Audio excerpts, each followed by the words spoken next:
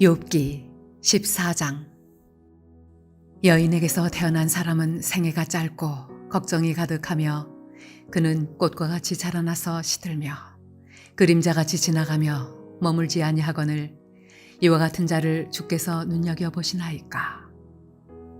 나를 주 앞으로 이끌어서 재판하시나이까. 누가 깨끗한 것을 더러운 것 가운데에서 낼 수 있으리이까. 하나도 없나이다. 그의 날을 정하셨고 그의 달수도 주께 있으므로 그의 규례를 정하여 넘어가지 못하게 하셨사온즉 그에게서 눈을 돌이켜 그가 품꾼같이 그의 날을 마칠 때까지 그를 홀로 있게 하옵소서. 나무는 희망이 있나니 찍힐지라도 다시 우음이 나서 연한 가지가 끊이지 아니하며 그 뿌리가 땅에서 늙고 줄기가 흙에서 죽을지라도 물 기운에 우음이 돋고 가지가 뻗어서 새로 심은 것과 같거니와 장정이라도 죽으면 소멸되나니 인생이 수음을 거두면 그가 어디 있느냐. 물이 바다에서 줄어들고 강물이 잦아서 마름같이 사람이 누우면 다시 일어나지 못하고 하늘이 없어지기까지 눈을 뜨지 못하며 잠을 깨지 못하느니라. 주는 나를 수월에 감추시며 주의 진노를 돌이키실 때까지 나를 숨기시고 나를 위하여 규례를 정하시고 나를 기억하옵소서. 장정이라도 죽으면 어찌 다시 살리이까. 나는 나의 모든 고난의 날 동안을 참으면서 풀려나기를 기다리겠나이다. 주께서는 나를 부르시겠고 나는 대답하겠나이다. 주께서는 주의 손으로 지으신 것을 기다리시겠나이다. 그러하온데 이제 주께서 나의 걸음을 세시오니 나의 죄를 감찰하지 아니하시나이까. 주는 내 허물을 주머니에 봉하시고 내 죄악을 싸매시나이다. 무너지는 산은 반드시 흩어지고 바위는 그 자리에서 옮겨가고 물은 돌을 닳게 하고 넘치는 물은 땅의 티끌을 씻어버리나이다. 이와 같이 주께서는 사람의 희망을 끊으시나이다. 주께서 사람을 영원히 이기셔서 떠나게 하시며 그의 얼굴빛을 변하게 하시고 쫓아보내시오니 그의 아들들이 존귀하게 되어도 그가 알지 못하며 그들이 비천하게 되어도 그가 깨닫지 못하나이다. 다만 그의 살이 아프고 그의 영혼이 애곡할 뿐이니이다.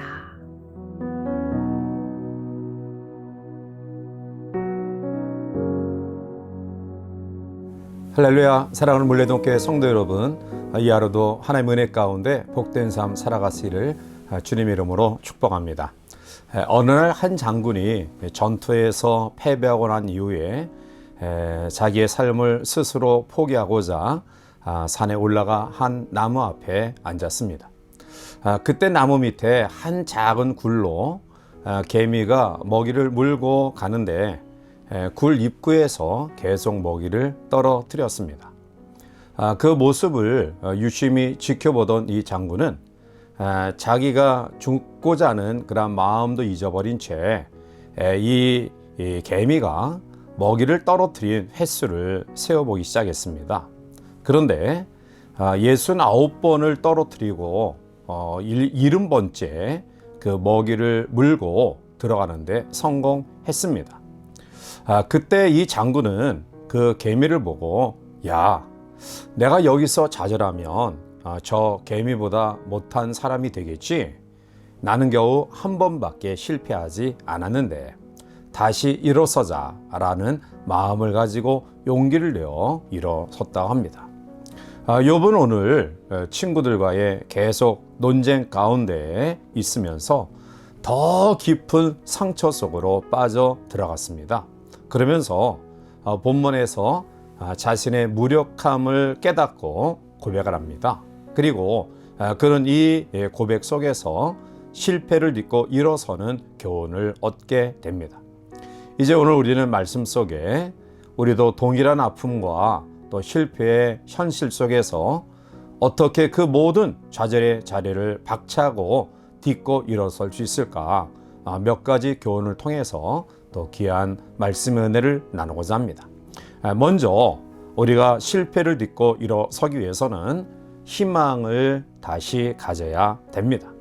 오늘 7절에 보면 나무는 희망이 있나니 찍힐지라도 다시 움이 나서 연한 가지가 끊이지 아니하며 라고 말합니다. 욥은 그 나무가 잘려도 그 그루터기에서 새로운 싹과 가지가 돋아난다라고 고백합니다. 왜 성도들에게 늘 희망이 있을까요? 그 이유는 우리는 찍혀도 그 밑동에서 다시 싹이 나기 때문입니다. 고대 근동 지방에서는 포도나무나 또 무화과나무, 석류나무 같은 이러한 것들을 오래된 가지를 치고 거기에서 또 새로운 가지를 통해서 많은 수확을 얻는 농법을 사용한다고 합니다.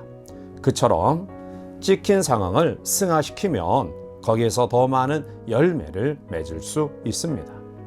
오늘 본문 8절과 9절에 보면 그 뿌리가 땅에서 늙고 줄기가 흙에서 죽을지라도 물과 기운에 움이 돋고 가지가 뻗어서 새로 심은 것과 같거니와 라고 말합니다. 나무가 고목이 되면 뿌리가 땅에서 늙고 줄기가 흙에서 죽지만 그러나 그 고목에도 물만 제대로 제공된다고 한다면 싹이 나고 가지가 뻗어서 새로 심은 것처럼 된다라는 사실입니다. 우리가 살다 보면 또 나이 드신 분들이 이러한 탄식을 하는 것을 듣게 됩니다. 이제 나는 너무 늙었어. 이제 나의 삶은 끝이야. 만약 내가 10년만 젊었더라면 좋겠다. 이러한 탄식을 하는 그런 분들을 보는데요. 만약 여러분 가운데 이러한 탄식이 나오는 그러한 사람이 있다고 한다면 낙심하지 말고 다시 한번 하나님의 은혜 속에서 또 아름다운 꿈을 품고 무언가 새롭게 시작하는 결단이 있기를 바랍니다. 그러면 생명수와 같은 말씀의 공급이 여러분 가운데 주어져서 다시 한번 새 싹이 나고 또 가지가 뻗치고 그 속에서 아름다운 열매를 맺게 되는 놀라운 은혜를 경험하게 될 줄 믿습니다. 두 번째로 우리가 실패를 딛고 일어서는 비결은 간절히 기도해야 합니다. 오늘 본문 13절에 주는 나를 스올에 감추시며 주의 진노를 돌이키실 때까지 나를 숨기시고 나를 위하여 규례를 정하시고 나를 기억하소서라고 말합니다. 욥은 하나님의 진노가 끝날 때까지 자신을 스올에 감추고 기억해 달라고 기도합니다. 그처럼 절박한 상황 가운데서 기도하는 사람이 참 믿음의 사람입니다. 신앙생활에서 기도가 없는 것은 한마디로 이야기하면 믿음이 없는 것과 마찬가지입니다. 믿는 것과 기도하는 것은 아주 깊은 관계가 있습니다. 따라서 우리는 하나님께 우리 필요를 구하고 또 그 필요 유무를 떠나 하나님과 대화하는 기도 시간을 결코 소홀히 해서는 안 될 것입니다. 외롭고 고독하고 힘이 들 때 더 기도하시길 바랍니다. 그러면 우리가 고독도 참을 수 있고요. 또 외로움도 극복할 수 있습니다. 고난이 극심하면 극심할수록 더 하나님 앞에 기도하시길 바랍니다. 그러면 그 참기 어려울 것 같이 보이는 극심한 고난도 우리가 기도하면 얼마든지 참을 수 있게 되어질 것입니다. 따라서 기도하면 그 어떠한 상황도 우리가 극복해 나갈 수 있음을 확신하고 혹시 여러분 가운데 여러 가지 절망의 환경이 있는 성도들이 있다고 한다면 그 속에서 기도를 포기하지 않기를 바랍니다. 세 번째로 우리가 절망을 딛고 일어서는 그러한 비결은 축복의 때를 기다려야 합니다. 오늘 14절에 장정이라도 죽으면 어찌 다시 살리이까? 나는 나의 모든 고난의 날 동안을 참으면서 풀려나기를 기다리겠나이다 라고 말합니다. 욥은 사람이 죽으면 다시 살지 못함을 알고 그 삶의 소중함을 다시 한번 깊이 기억하면서 현재의 고난에서 내가 벗어날 때까지 참고 기다리겠다라고 고백하고 있습니다.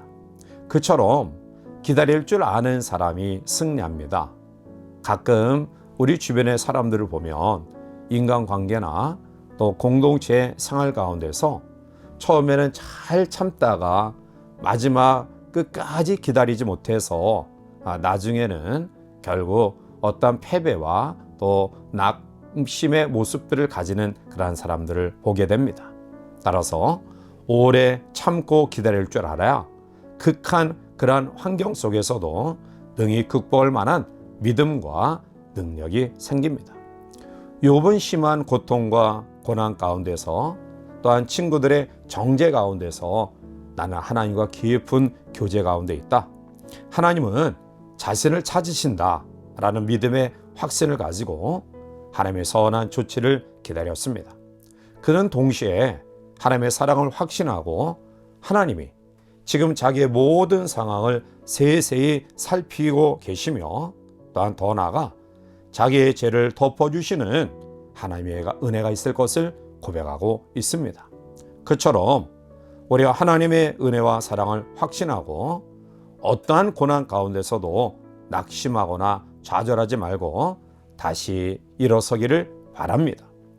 오늘 본문 7절, 12절, 14절 말씀을 보면 다시라는 표현이 계속해서 반복해서 나오고 있습니다. 하나님의 은혜 가운데 있으면 우리는 얼마든지 다시 일어날 수 있다는 암시입니다.